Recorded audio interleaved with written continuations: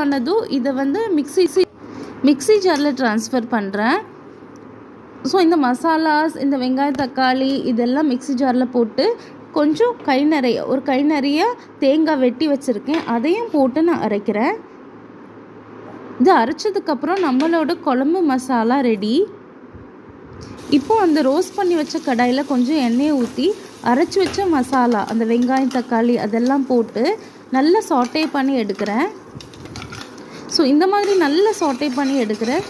சாட்டே பண்ணதுக்கப்புறம் நம்ம வாஷ் பண்ணி வச்ச அந்த சிக்கன் எல்லாம் போட்டு அதிலே வந்து சாட்டே பண்ணி எடுக்கிறேன்.